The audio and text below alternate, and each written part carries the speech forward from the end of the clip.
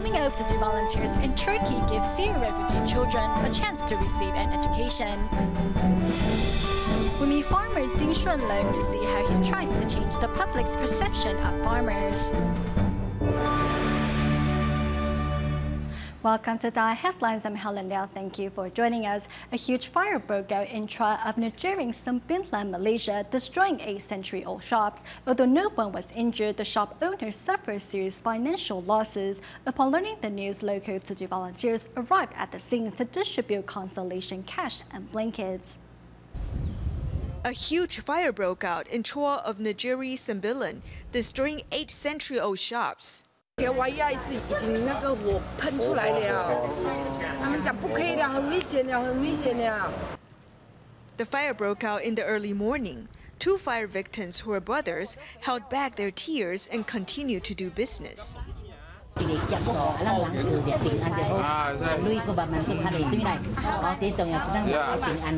Upon receiving the news, Tzu Chi volunteers arrived at the scene and distributed consolation cash and blankets at the venue borrowed from the village head. The volunteers' respectful manner impressed the village head. The fire victims can feel that someone cares and is helping them. As the volunteers handed out consolation cash and blankets with a 90-degree bow, the fire victims felt their sincere love. Thank you. I never thought this would happen to me. From the bottom of my heart, I want to say thank you. Delivering timely assistance, the Tzu Chi volunteers hope to bring some relief for the victims and help them take the first step in rebuilding their homes. In 2014, Tzu Chi volunteers in Turkey returned to Hualien, Taiwan to report on the lives of Syrian refugees in Turkey and the problems they have finding work and finding an education for their children. Master Zheng hoped the volunteers could find ways to ensure that these children of Syria's civil war return to school as soon as possible. Thus, upon their return to Turkey in 2014, the volunteers set up a scholarship program in the city of Sultan Ghazi. The next year, 500 Syrian children began classes at Sultan Ghazi's Menahe Primary and Secondary School.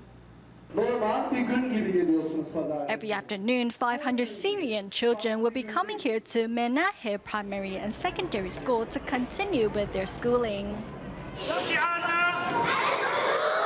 This is the students' first school assembly since leaving Syria.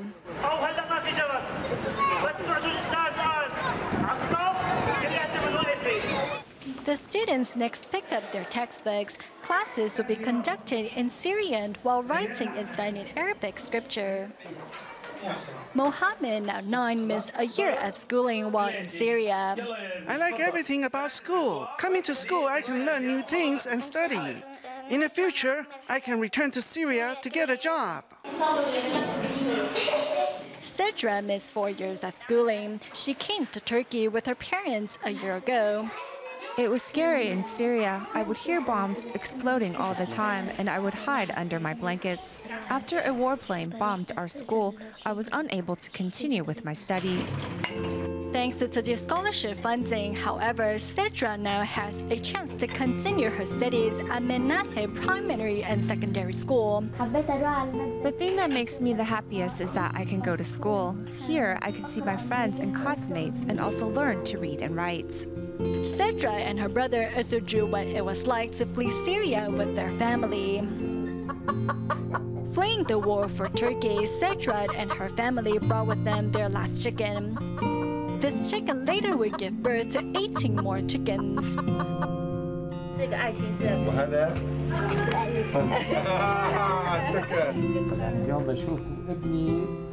Today, my children have love in their hearts. Nothing is more important than this. Praise Allah for their school and its ability to encourage them. Because of Tzu Chi, we have been able to overcome many difficulties in our life. In preparation for the 2015 school year, Tzu Chi and local volunteers spent 2 weeks last year visiting the 108 participating families. During the day, the men are all at work. That means we usually visited between 8 p.m. to 12 a.m. We had to get their photos before organizing their case files. and then scan everything. With the case files complete, the volunteers turn to the local government for help. I saw that if these Syrian children are unable to go to school, in the future this would cause problems. So I was constantly thinking of ways we could get these children back in school. Not long after, I met Brother Hu and Professor Kuma, who were working towards the same goal. While the Turkish government made classroom space available, Tzu Chi provided funding for the program, and teachers from Syria planned the course curriculums. This school is my life. I've given my whole being to this school because it represents a rebirth for us in this country. Currently, 500 Syrian children are being given a chance to cultivate their dreams and hopes at Menahe Primary and Secondary School. This school is not only a place for them to study. More importantly, it is a place that gives the children and their parents hope for the future. In Arabic, Menahe means oasis in the desert, and that is exactly what Menahe Primary and Secondary School is, an oasis from which the sweet waters of hope and opportunity emerged. July 31st marks the one-year anniversary of the Kaohsiung gas explosions, and many families are still coming to grips with the loss of their loved ones. Furthermore, 41 people who sustained serious burn injuries during the accidents are still undergoing rehabilitation. Knowing how difficult it is to go through their journey of rehabilitation, many came forward to put together a short video to encourage victims of the Bali water park explosion. My arms and legs were badly injured. I cried every time they changed my dressing. For some victims of the Kaohsiung gas blast, their journey to recovery is far from over. The recent water park explosion in Bali reminded them of the trials and tribulations they have been through. What they are going through now, we have been through ourselves. They face an even tougher journey ahead. My heart aches for them, because I know they still have a long way to go in terms of their recovery. Victims of the Kaohsiung blast also put together an 8-minute video to encourage victims of the water park explosion to stay strong and motivated through these difficult times. You have to find the will to live. No matter how painful the journey is, it will pass. All your hard work will pay off. Xu Yanxiang, whose right leg was amputated following the gas blast, had to learn to walk all over again. Having received support from others, Xu wants to let the Bali water park victims know that they too are not alone. We are in this together, and we will be right behind you every step of the way. You are not alone. Many have learned to live with these physical and emotional scars and are looking forward to the future in a more optimistic way.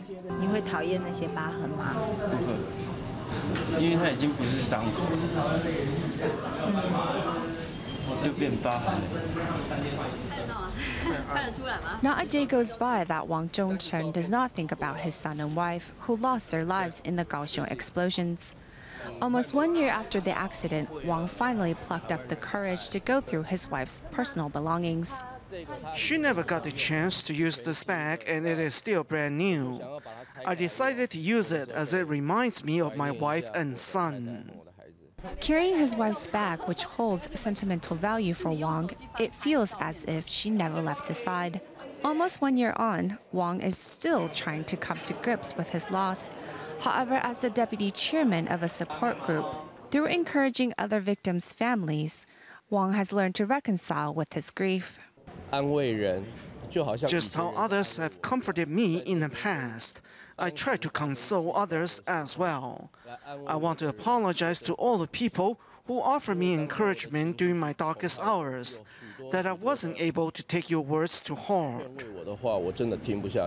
Turning to help other grieving families, Wang has transformed his sorrows into strength.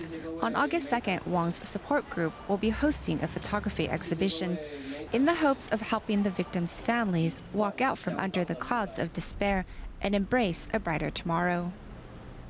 It has been nearly a month since the Bali water park explosion in Taiwan. However, Tzu Chi volunteers continue to deliver love and support to burn victims and their family members. Recently, 2 blessing ceremonies were held in New Taipei City, where volunteers encouraged the public to extend their love and well wishes to those affected by the incident. But first, we traveled to Taipei Tzu Chi Hospital, where a farewell party was organized on behalf of burn victim Mr. Jiang. Under the assistance of a nurse, Mr. Jiang carefully redresses his wounds at the Taipei Tzu Chi Hospital for the last time. From now on, Jiang will have to shoulder the task on his own. Yesterday, I started redressing my wounds on my own and realized that it was a bit difficult. I haven't got the hang of it. After 25 days of treatment, including debridement and skin grafting, Mr. Jiang, who suffered burns to 24% of his body, was finally discharged from the hospital. During his stay at the hospital, medical personnel and Dr. Wang Shuwei not only provided the young man with treatment around the clock, but also much needed emotional support. He is truly my savior. I don't think it is a doctor's duty to do so much on behalf of a patient. I'm extremely moved by his words. I want to thank Tzu Chi, its volunteers, and all the medical staff for their assistance and support. We are forever grateful. Dr. Wang hopes Jiang's courage and positive attitude can encourage other burn victims to never give up. I think his spirit is truly admirable, especially for someone of his age. I believe this discharge from the hospital will inspire more burn victims who are still receiving treatment to keep their spirits high. Furthermore, the Taipei Tzu Chi Hospital has also teamed up with community volunteers to continue supporting Jiang on the path of recovery. To make the most out of the last month of his summer vacation, Jiang not only promises to work on his rehabilitation exercises, but also plans on visiting various hospitals to bring cheer to his injured friends. Under the leadership of their exercise coach, who is also a Tzu Chi volunteer, a group of seniors pray sincerely for those affected by the Bali water park explosion. We want to extend our prayers to victims of the Bali water park explosion and hope they can recover from their injuries as soon as possible. The seniors' footsteps has also arrived at the Cathay General Hospital to encourage the public to extend their blessings to all the injured. All of us have children, so we are extremely sad to see so many youngsters in pain. We hope our prayers can boost their confidence and give them the strength to face the long road to recovery. I hope society can provide them with a lot of love and assistance. Meanwhile, in Banqiao District, local Tzu Chi volunteers organized a blessing ceremony on behalf of injured patients at a hypermarket. To show their support, many passers-by made it a point to write down their well wishes. Many burn victims are around my age, so it is really sad to see them injured in such an accident. I hope all of them can make a full recovery. I hope all the victims can recover from their injuries as quickly as possible.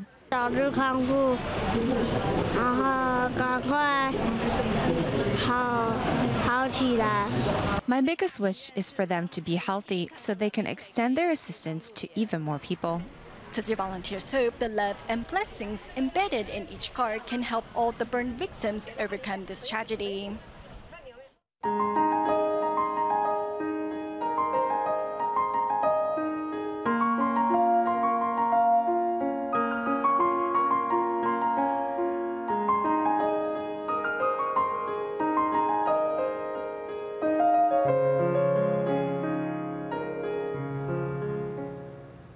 Northeast Japan was devastated 4 years ago by the tsunami that followed after a tremendous earthquake on March 11th. After providing immediate assistance, Tzu Chi volunteers from Tokyo continue to visit quake victims till this day to make sure they're doing okay. On the volunteers' recent visit to Iwate Prefecture, many residents also decided to donate to Nepal. After learning, Tzu Chi volunteers from Tokyo are visiting once more. These 4 grannies, all around 80 years old, hiked 20 minutes to greet their guests. After arriving at Tzu Chi's tea gathering, the seniors quickly handed over their filled coin banks.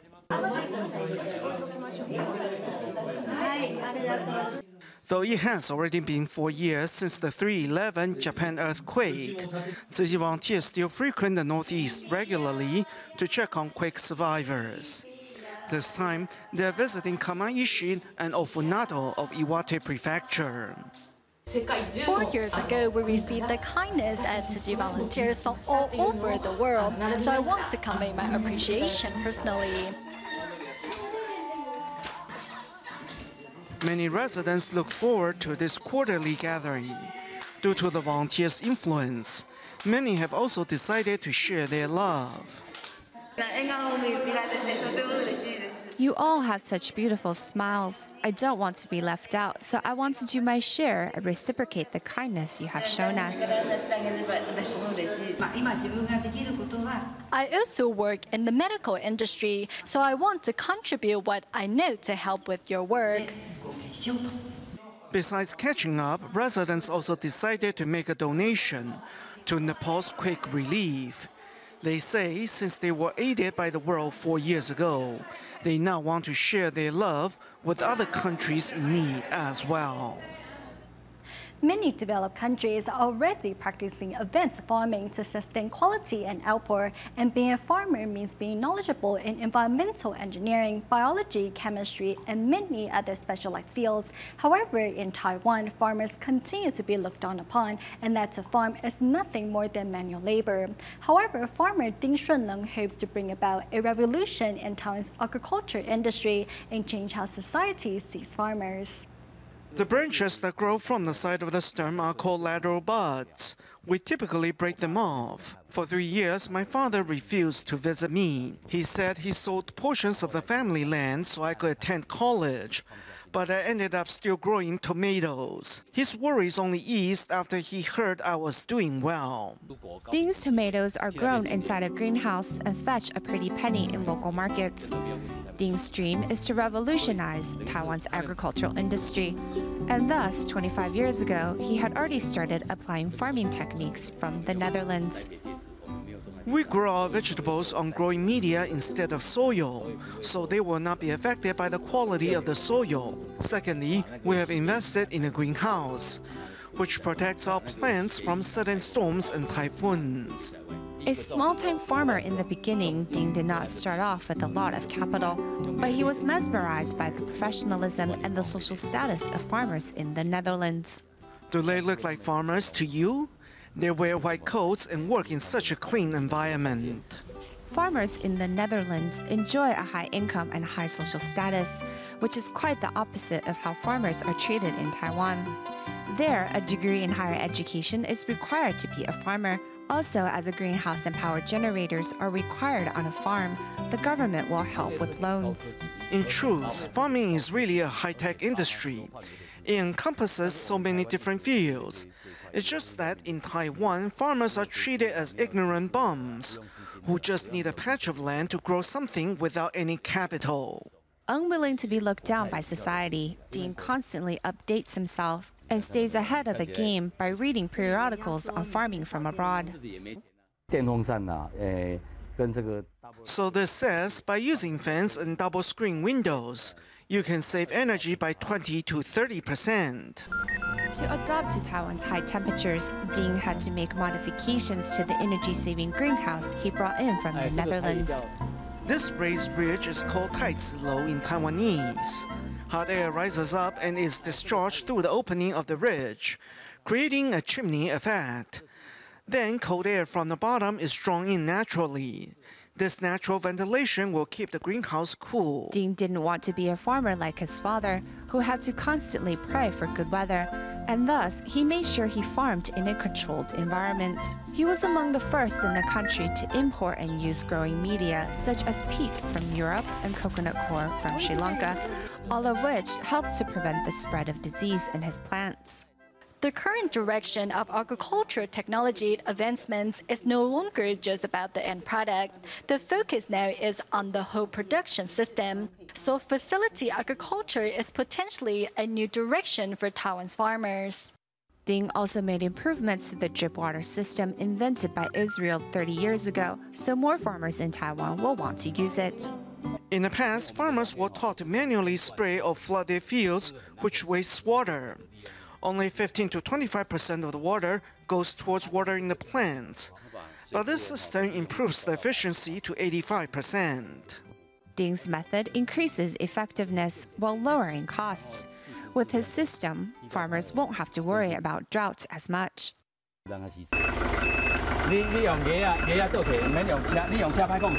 Ding's son sees the next generation of Taiwan's farmers when he looks at his dad. The father and son will never forget the heartfelt advice of an agricultural specialist from the Netherlands, which was that Taiwan should become the produce hub for Northeast Asia. The government should hold more exchange activities to help farmers learn about advancements in agriculture. This will help reduce our dependency on imported food. Who can help devise a sustainable agricultural strategy and help Taiwan's farmers transition to advanced farming? The country's farmers are all eagerly waiting for an answer.